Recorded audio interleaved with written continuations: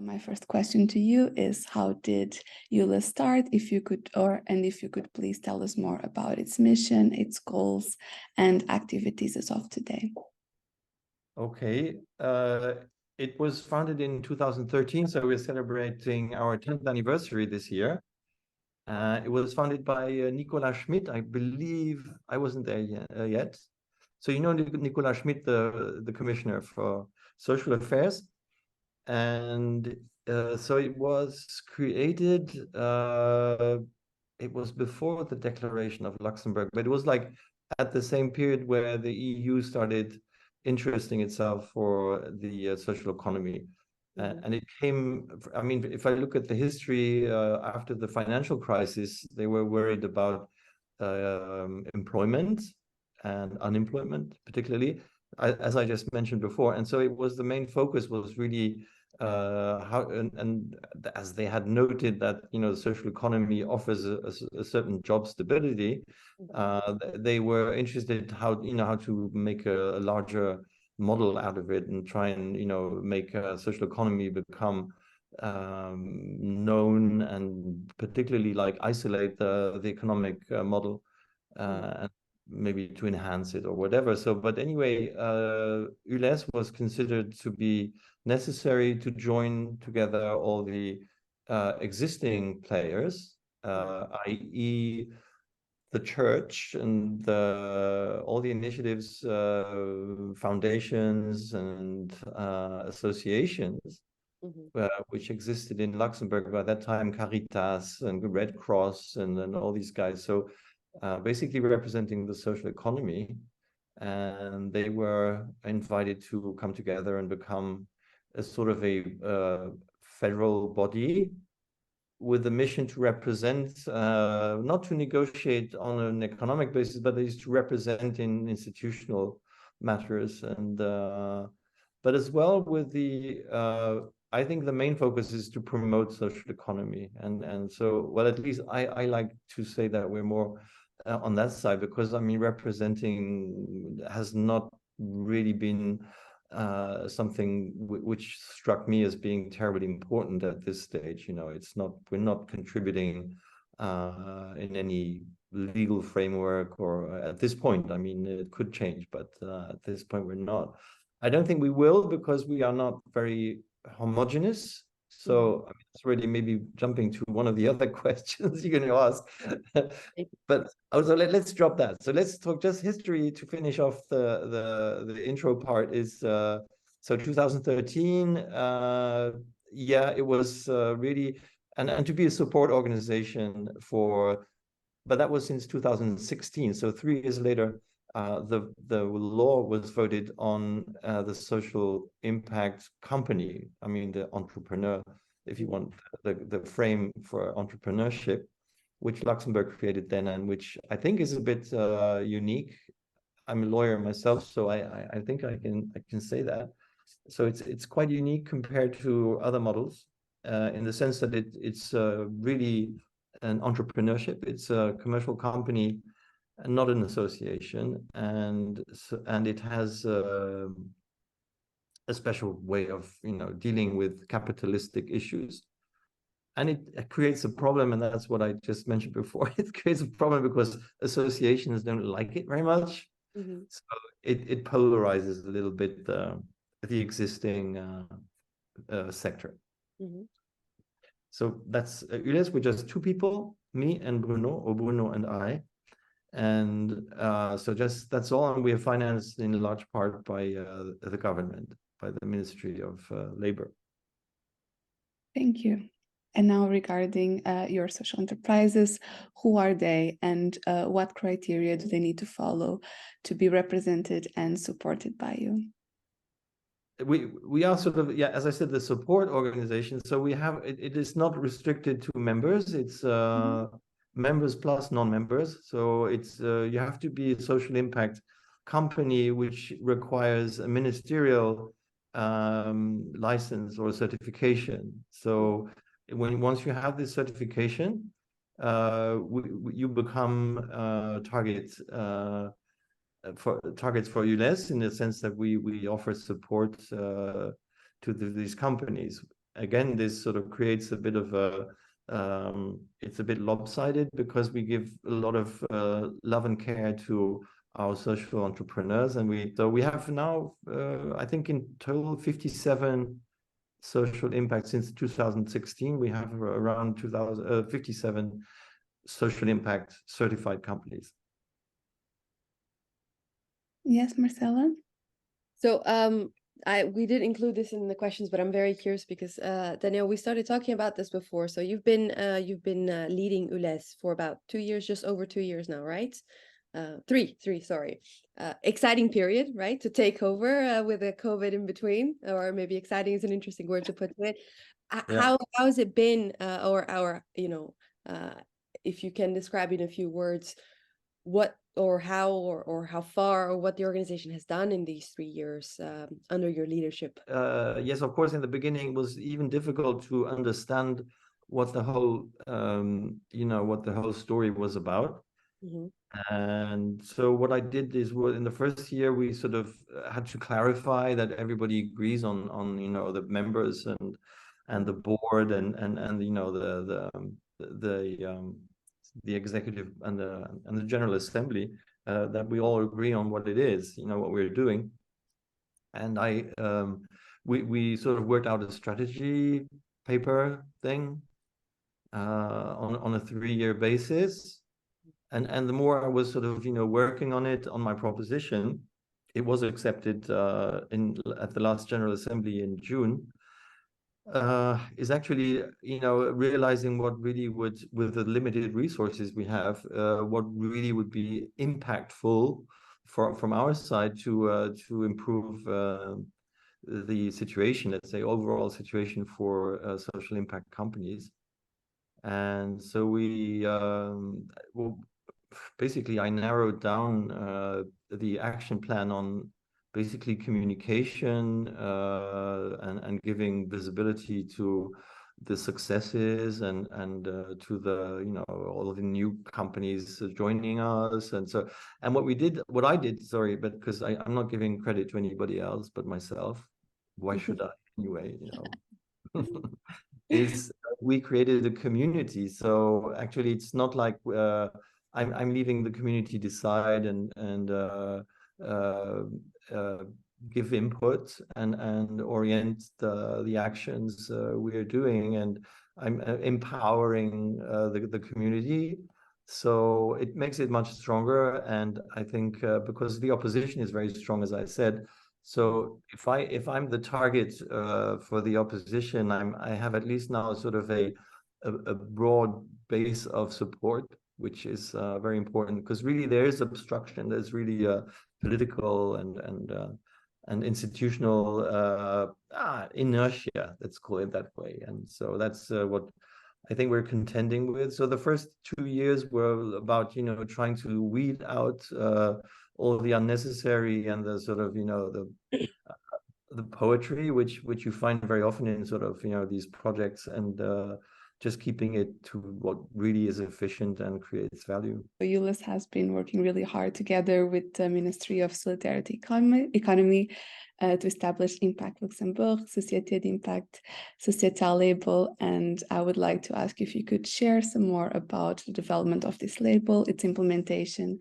and why socially minded business in Luxembourg should apply to it.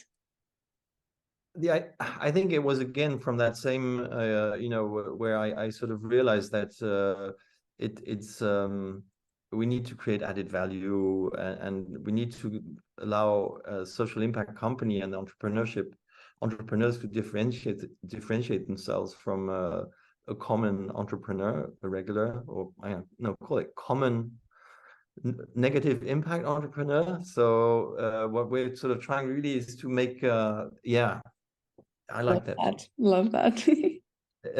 There is clearly an imbalance, and I try to emphasize the imbalance and differentiate the social entrepreneurship, because the requirements of the law is that you have 2 impact indicators.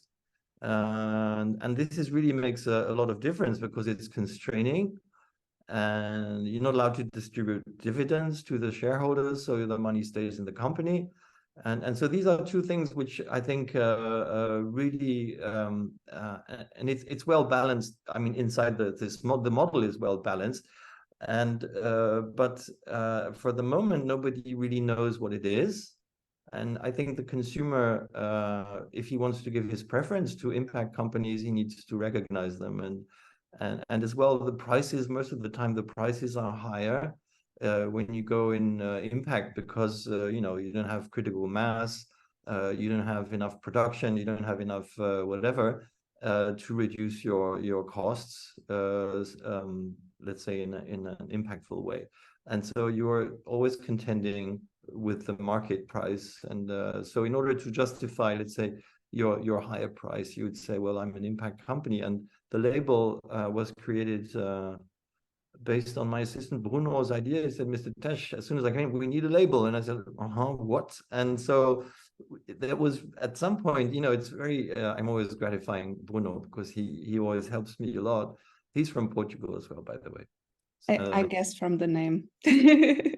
Well, it could be Italian as well, but Bruno in this case was Bruno Silva, who is just next door here. And really, I must recognize that it was good. And then I asked the community of social impact companies to, you know, try and maybe participate in this. And so we have 2 or 3 marketing companies which are in impact, so have the status of social impact company, which are certified, and is one in particular, which is Know Thy Brand. That's the name. And it's Giulia, who's from Italy.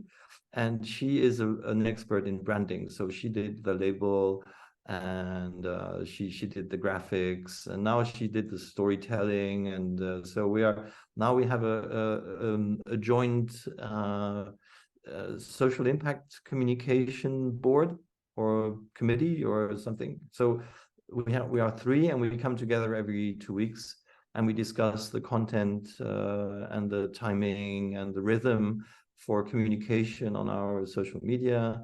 It started just a month ago, actually, you know, and the practice has been, and it was a bit interrupted because we had the social impact days in Luxembourg, or the impact days, and that was 2 weeks ago. So that was a bit sort of a distraction, and now we're getting back to our program, which is really, you know, to start sort of, you know, telling the story, showing the label, and emphasizing or enhancing the label, basically, so to create value. Thank you. And you already started talking about your activities, and I would like to ask you what's in your pipeline for the second semester of 2023. What activities and initiatives are coming up and you'll be focusing on in the next few months? As I said, we've been distracted. The plan was to do content mainly, and try and structure the communication flow, the real good hookups where we can sort of catch the attention and give value, you know, basically. But it's very emotional. So the ministry developed a few videos which are sort of a bit on the emotional side in order to get the consumer attention and engage. But I mean, Luxembourg is a bit different from Holland in the sense that here, I mean, consumers are much more spoiled. And so you have a very low level of awareness in terms of, you know, upcoming issues of global warming and all that. That doesn't happen here. I know we did a survey, and people are becoming a bit sort of you know, they're asking questions, but it's generational. The old guys, particularly, you know, baby boomers like myself, we don't care.